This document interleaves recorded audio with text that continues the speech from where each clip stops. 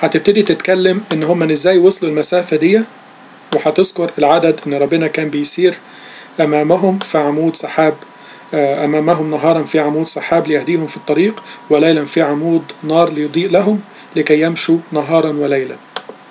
To lead them the way, and by night in a pillar of fire to give them light, to go by day and night.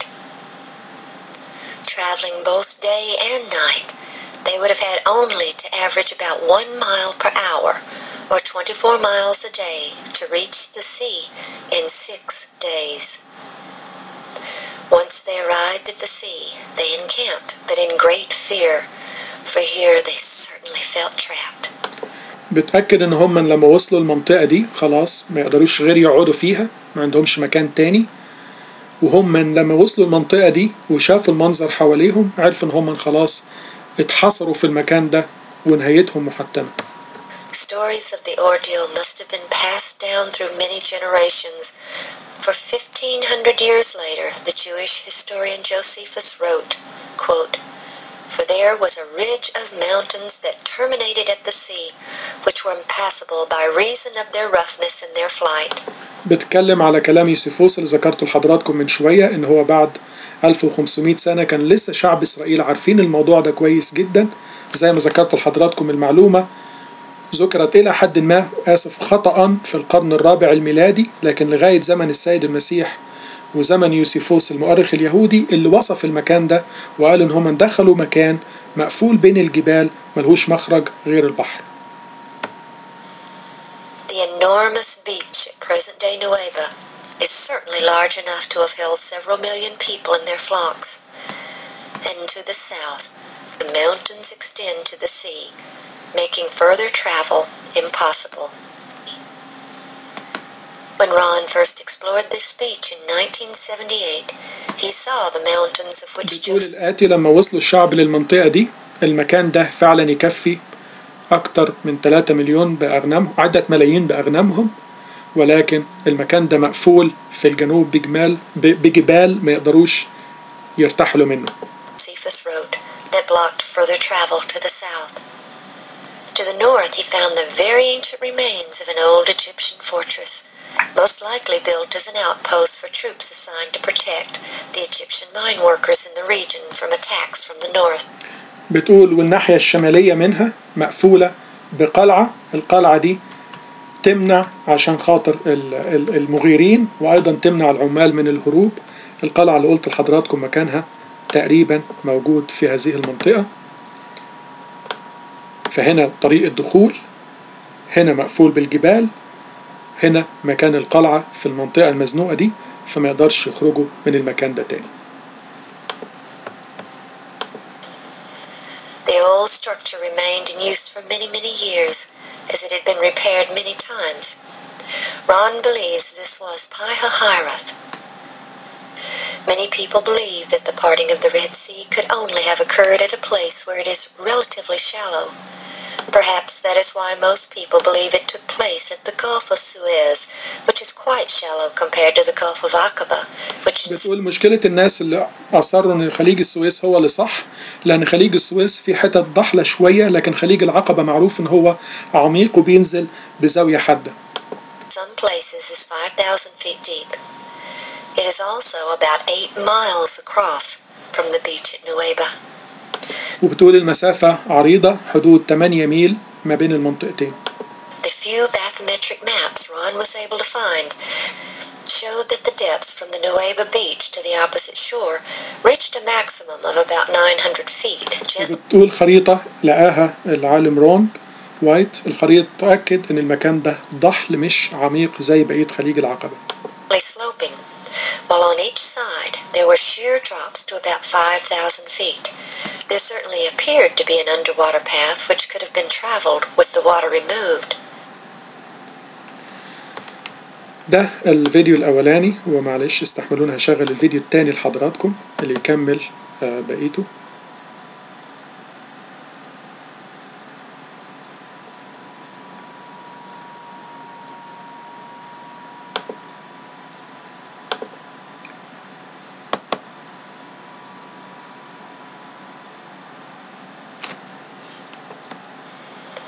When Ron and the boys first came to Nueva, they went to the south end of the beach. There, Ron found a Phoenician-style column lying in the sand near the water's edge. لما وصلوا للمنطقة دي العالم رون وولاده لقوا العمود اللي موجود في المنطقة دي اللي وريته لحضراتكم اللي هو عمود سليمان. Examining it, he saw that there were no inscriptions still legible. Water erosion had damaged it beyond any repair. At that time, the Sinai was being occupied by the Israelis, and they were in the process of using dynamite to level part of the mountains that... في زمان لما راح رون وايت في المنطقة دي كان إسرائيليين هم اللي موجودين، طبعا كان أيام احتلال سيناء، وكانوا ناويين يفجروا المنطقة دي علشان يعملوا بعض الطرق للمدرعات بتاعتهم، ولكن لما حذرهم من الموضوع ده حافظوا على العمود ده. reached the Gulf in order to drive their tanks along the coast. Ron pointed out the fallen column to an army officer, and the next time he returned, he found they had moved it back from the beach and set it in concrete. فهم حركوه من قدام المية ورجعوه لغاية تقريبا قرب الجبل. He would later learn the significance of that lone column. He and the boys then donned their scuba gear and began. وهنا هيبتدوا يستعدوا للغطس، وهنبتدي نشوف مع بعض آثار المركبات بالفيديو، المركبات العسكرية بتاعة فرعون. To investigate what may lie beneath the waters of the crystal clear Gulf. The biblical account told of Pharaoh's army being drowned when the parted waters rushed together. In Exodus 14:24 further بتقول لنا ان الكتاب المقدس قال لنا ان فرعون وجنوده غرقوا في الميه من عدد اصحاح 14 عدد 24 اللي هو بيقول: وكان في هزيع الصبح ان الرب اشرف على عسكر المصريين في عمود النار والسحاب وازعج عسكر المصريين وخلع بكر مركباتهم حتى سقوها بثقله، فقال المصريون نهرب من اسرائيل لان الرب يقاتل المصريين عنهم. ودي اول اثار للعجلات، بس هتبتدي توضح الصوره اكتر من كده. that the Lord, quote, took off their chariot wheels, that they drave them heavily. On the first dive, Ron found chariot wheels preserved by the coral which had attached to it. لما غطسوا في المرة الأولانية لقوا آثار عجلة متغطية بالمرجان. He found an axle with portions of each wheel still present. ولقي كمان عجلتين مربوطين بالأكس بتاعهم ولسه موجود وبرضه مغلفة بالمرجان. One lying flat and the other extending several feet above the ground. These chariot wheels were very difficult to see and recognize because they are covered in coral. العجلات دي إلى حد ما من النظرة الأولانية مش ما تبقاش واضحة قوي عشان مغطية بالأعشاب المرجانية، ولكن سهلة فحصها بعد كده. The portions that were not covered have disintegrated. Most wheels he found had 6 spokes. However, معظم العجلات اللي يلاقيها ليها 6 أفرع أو 6 دعامات. He found several 8-spoked wheels. He removed this one and لكن بعضها ليها 8، ودي صورة الثمانية، العجلة الثمانية. took it to Nassif Hassan, who was then ودي صورتها لو تاخدوا بال head of حضراتكم. antiquities in Cairo. هرجعها حتة صغيرة عشان تشوفوا منظرها ازاي تؤكد ان هي عجلة ثمانية. He removed this one and took it to Nassif Hassan, who was then head of antiquities in Cairo. With no hesitation, he told Ron it was from the 18th dynasty. Thinking his answer a bit quick and perhaps خد رون وايت الشكل العجلة ووداها لواحد خبير آثار مصرية، قال له دي العجلة دي من الأسرة الثامنة عشر الفرعونية اللي هي من 1540 إلى قبل 1300 بشوية، لأن هي الأسرة الوحيدة اللي استخدمت عجلات ثمانية، لكن الباقيين معظمهم استخدموا العجلات الرباعية والسداسية.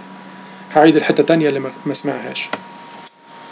Thinking his answer a bit quick and perhaps too casual, Ron inquired how he could make such an identification upon.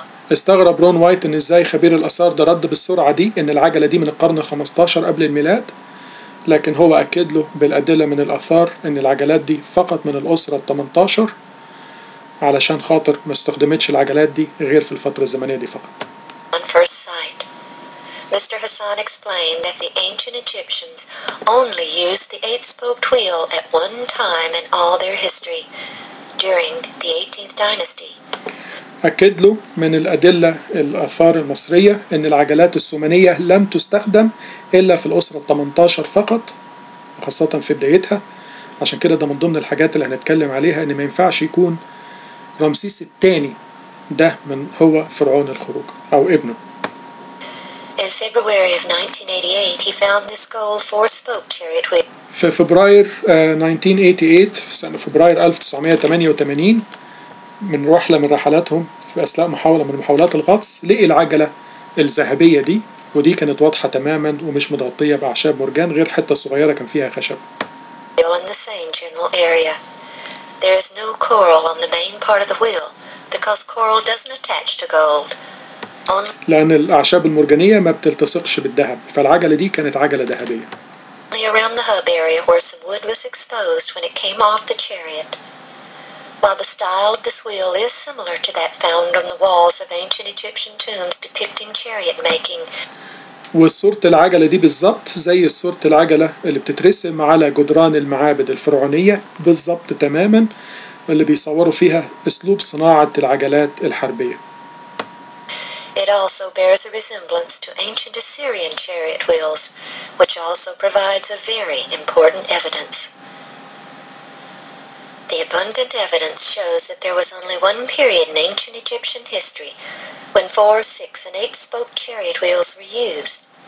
In his article, Observations on the Evolving Chariot Wheel in the 18th Dynasty, فترة زمنية وحيدة في زمن الفراعنة كلهم أو في تاريخ الفراعنة اللي استخدم مع العجلات الرباعية والسداسية والثمانية معا هي في فترة الأسرة الثامنة عشر فقط، ولم تستخدم، وفي أبحاث معمولة عن الموضوع ده.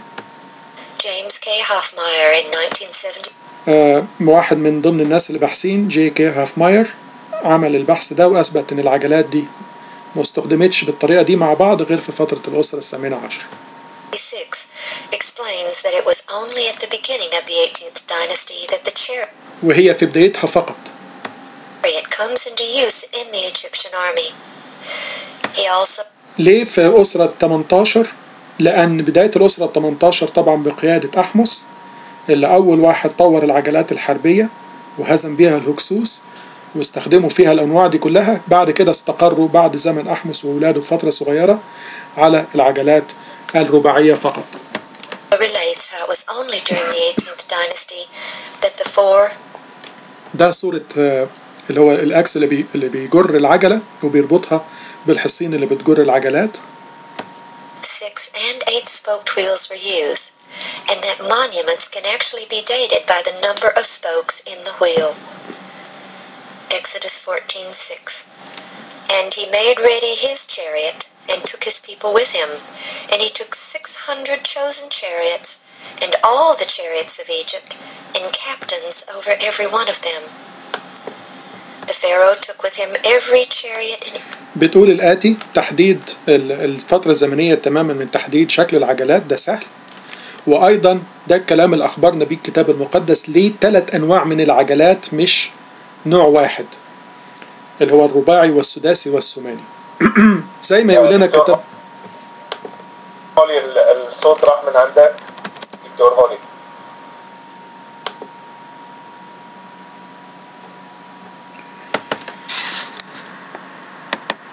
شكرا أستاذ سيريان، أتمنى يكون الصوت رجع مرة تانية. هل الصوت واضح دلوقتي؟ طيب أشكر ربنا. فهي بتقول دلوقتي إن الفترة الزمنية سهل تحديدها بوجود العجلات الرباعية والسداسية والثمانية، وبتشرح ليه